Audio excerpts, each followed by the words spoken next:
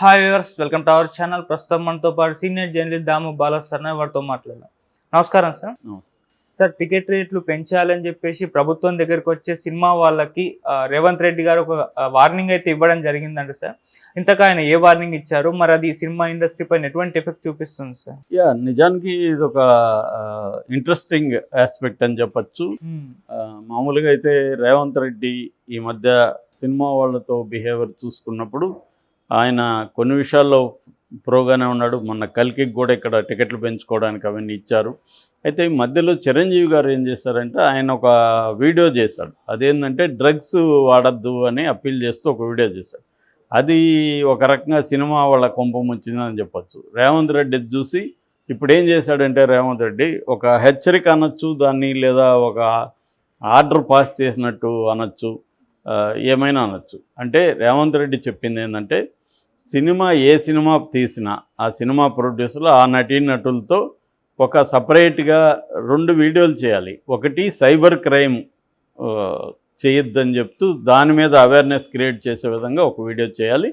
రెండోది డ్రగ్స్ మీద awareness create చేస్తూ ఒక వీడియో చేయాలి. ఈ 2 వీడియోలు చేసి ఈ సినిమాలు ఏ థియేటర్లు అయితే ఎగ్జిబిట్ చేస్తారో వాళ్ళకి ఇవ్వాలి. థియేటర్లు కూడా కంపల్సరీగా ఇది వేయాలి. వేయకపోతే థియేటర్లకు అనుమతి రద్దు చేస్తారు.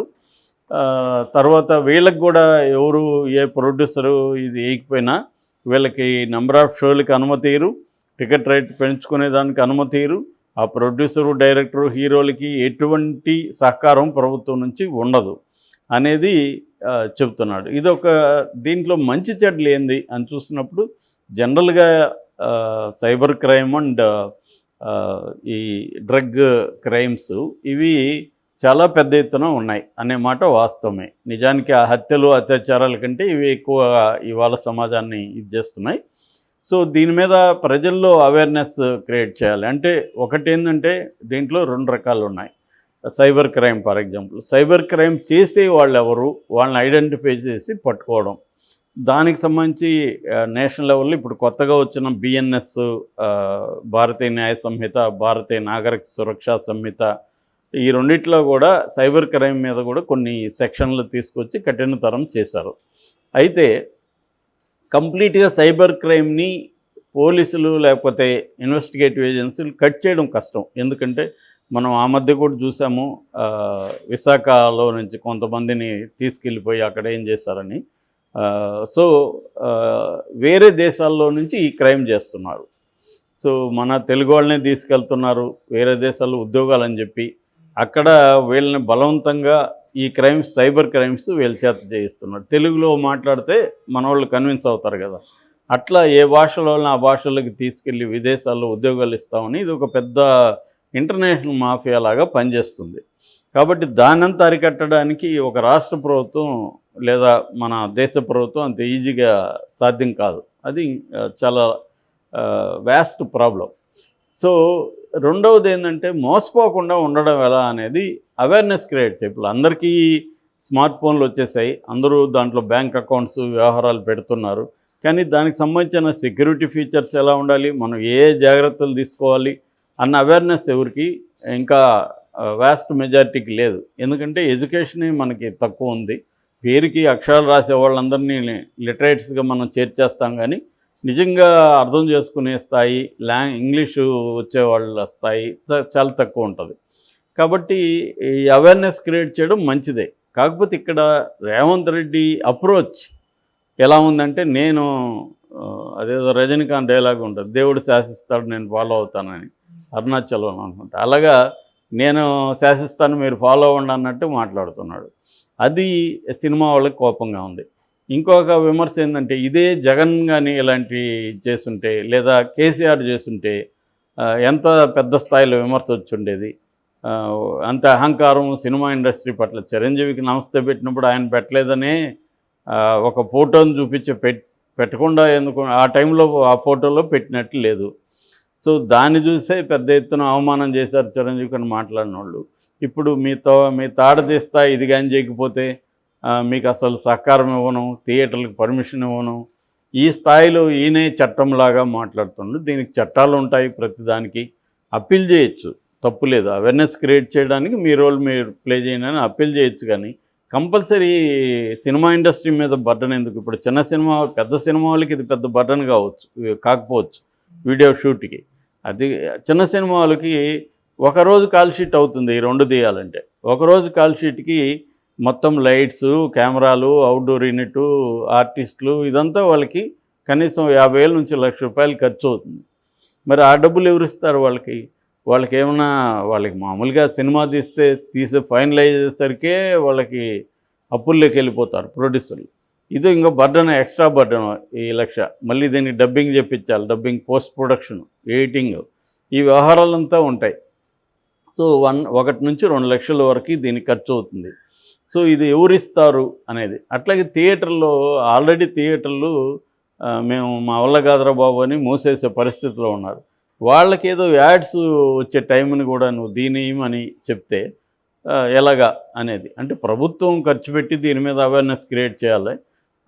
సినిమా పిలిపివచ్చు సినిమా వాళ్ళకి. ఇప్పుడు దానికంటే కూడా పెద్ద పెద్ద హీరోలతో సినిమా ఈ మన సమాచార శాఖ కోఆర్డినేట్ చేసుకొని నాగార్జున, చిరంజీవి ఇలాగా ఉన్న ప్రభాసు ఇలాగా వాళ్ళతో చేయించి దీన్ని చేయొచ్చు. అట్లా కాకుండా ప్రతి సినిమా ఇది చేస్తే ఎవడో ఇప్పుడు చిన్న సినిమాలో పనికిమాలిన ఆర్టిస్ట్ వాడు చేయడం వల్ల ఎవడు చూస్తాడు? ఆల్రెడీ ఇప్పుడు పొగాకు నిషిద్ధం అంటున్నారు, అది ఎప్పుడు ఇస్తూనే ఉన్నారు. అది వచ్చినప్పుడు అంతా తల్ల కిందకి దించుకుంటున్నారు. ఎందుకంటే అంత ఘోరంగా ఉంది అది, దాన్ని చూడలేక. దానివల్ల ఏమన్నా తగ్గిందా? దీని మీద ఏమి స్టడీస్ కూడా లేవు.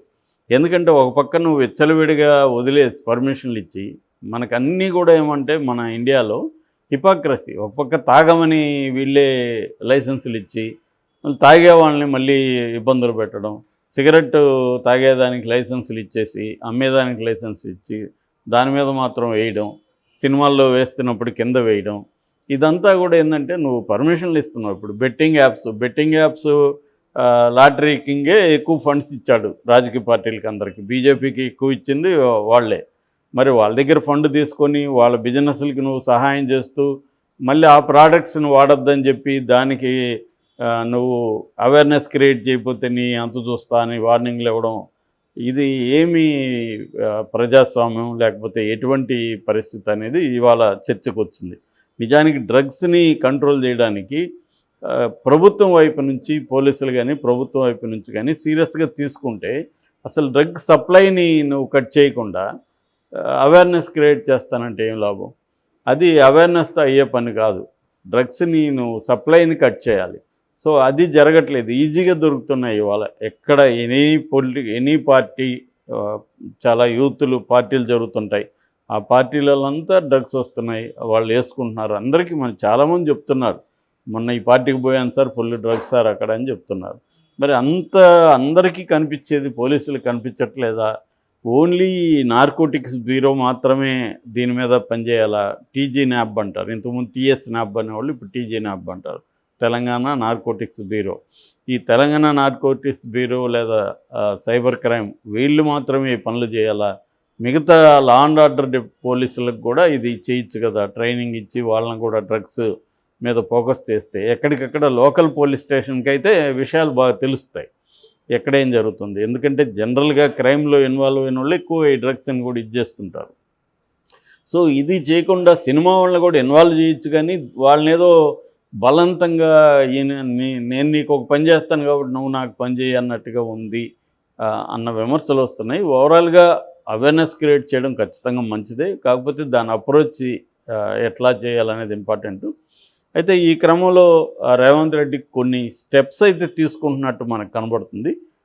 అంటే ఈ డిపార్ట్మెంట్స్కి ఎక్విప్మెంట్లు, కార్లు, వాళ్ళకి వెహికల్స్కి వాటికి ఫండ్ ఇవ్వడం అనేది జరిగింది. నిన్న సైబర్ డిపార్ట్మెంట్ కూడా 14 కార్లు, 54 బైకులు ఇచ్చారు. అట్లాగే టీజీ న్యాబ్ అంటే నార్కోటిక్స్ బ్యూరోకి కూడా 27 కార్లు, 59 బైక్స్ అవి ఇచ్చారు. నిన్న కమాండ్ కంట్రోల్లో రేవంత్ రెడ్డి మాట్లాడారు.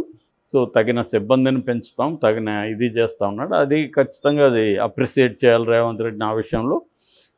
అట్లాగే పోలీసులకు కూడా ఆయన ఒక బోధించాడు. అదేంటంటే ఫ్రెండ్లీ పోలీస్ అంటే అర్థం ప్రజలకు ఫ్రెండ్లీ అని కానీ క్రిమినల్స్కి ఫ్రెండ్లీ అని కాదు. సో పోలీసులు జాగ్రత్త అని చెప్పాడు. అది దాని మీద దృష్టి పెట్టాలి. ఎందుకంటే పోలీస్ సహకారం లేకుండా కూడా ఏ క్రైము పెద్ద స్థాయిలో జరగదు ఎప్పుడైనా. పోలీసుల వాటాలు పోలీసులకు వెళ్తుంటాయి. ఇప్పుడు పబ్బులు ఇష్టం వచ్చినప్పుడు పబ్బుల నుంచి ప్రతి పబ్బు నుంచి వాటాలు వెళ్తుంది. అలాంటివి ఎలా కంట్రోల్ చేస్తారనే దాని మీద కూడా రేవంత్ రెడ్డి ఫోకస్ చేయాలి. సో అది కాకుండా ఓన్లీ దానికి సినిమా వాళ్ళని బలి చేస్తున్నట్టుగా కనబడుతుంది.